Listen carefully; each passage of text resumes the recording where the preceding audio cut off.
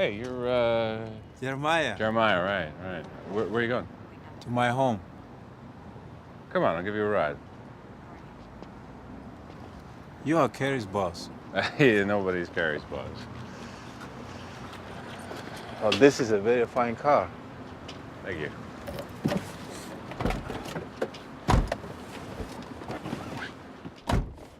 May I ask, what credential is required to drive a car? Well, you need a driver's license. You practice, and then you pass the test. Whoa, slow down. Left. Okay, now just stop. Whoa, put the brakes! Brakes! You okay? Oh.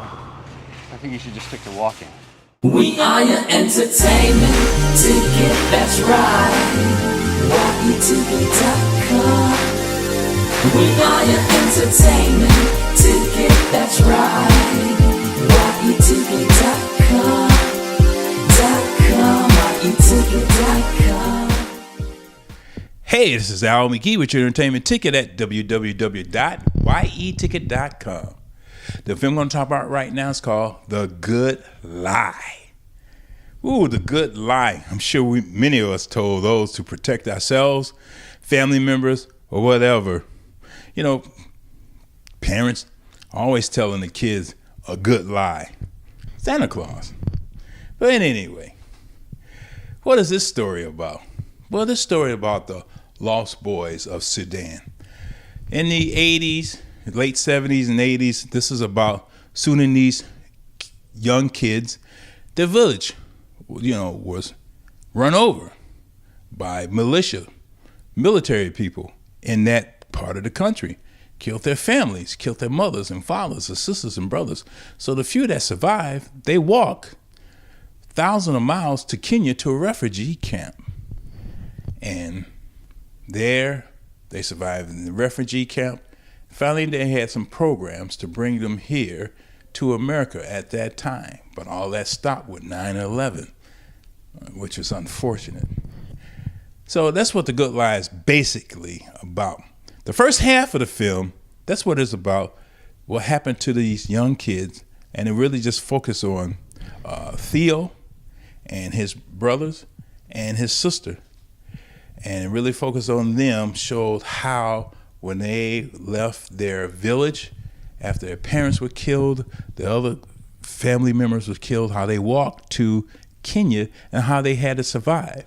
They had to survive one way, which was very thrilling to me. They chased leopards from a kill and took the kill from the leopards and cooked it and ate it themselves in order to survive. They also learned how to find water in places where you wouldn't even think to find water, and there was no water around them.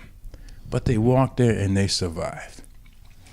Now, this is a very moving story. It's very honest, and I am so glad that the writer, Margaret Nagle, did not make this into like a documentary style type of film. It really tried to find a real heart in this film. And also, when she wrote this, she really had a lot of good details, but to make this a film where people say, well, I want to pay money to see this film. And even though I might know a little bit about it, I want to be entertained. Now, and again, like I said, that's the first part when they're in Sudan. The second part is when they came to America. And like I said, they spent 13 years in the refugee camp. And they finally get to America. And this is when Resse Witherspoon, she stars in this film with Arnold, Oceng, Duany, Corey Stahl, Kuoth, Wiel, and Sarah Baker is in this film. Now, a lot of people might think, well, this is a Resse Witherspoon film. I would say it's more of an ensemble. She's not the huge star in this film. Don't get me wrong. She is a huge star. I love Reese. But she plays a character that is three-dimensional to me. Even though she's not on the screen that much. Like in the first half, you don't see her at all. But anyway, like I said, the second part, you see Theo with his brothers. Then he disappears. Some soldiers take him. And then his brothers, they all get sent to Kansas City. Jeremiah, Paul, and Mamir, they get to go to Kansas City, and that's how they meet the character played by Resse Witherspoon. Now, two of the three leads, they were caught up in that conflict in real life. So they understood the characters of this film, The Good Lie. This is directed by Philippe Falardeau. I met him, and you can see his interview of his last film here on yeticket.com. He's from Canada, and I see why they chose him to really tell this story. He told it in a true way, and he really directed the actors to do what they had to do and to really make this real for us, the audience members.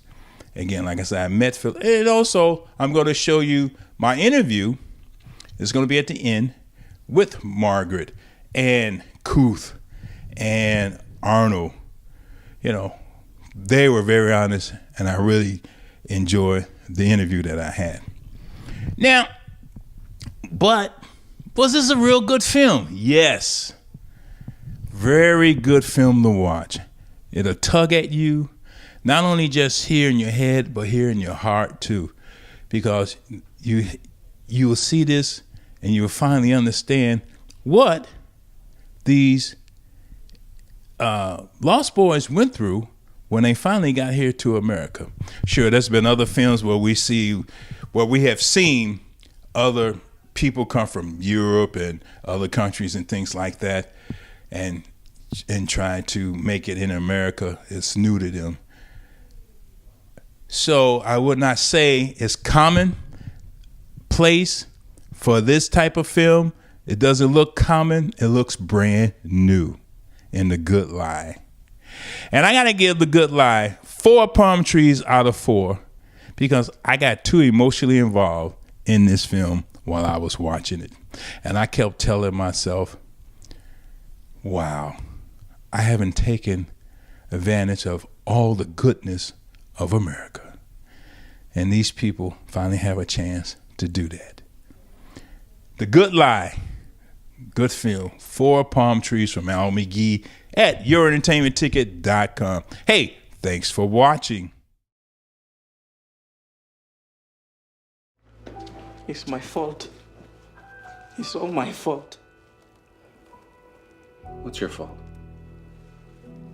I let my brother be taken away by soldiers instead of me. To protect us. To protect me. Amir, look at me. I was in the army. I've been to war. Most of us were just average guys being faced with unimaginable things, being asked to make choices no one should have to make. Your brother made a choice that night that was only his to make. It wasn't your choice. You didn't have that power. You never did. I still hear the sounds of guns and the crying of children. The cries. There were so many, Jack. This is your entertainment ticket. Latest and greatest.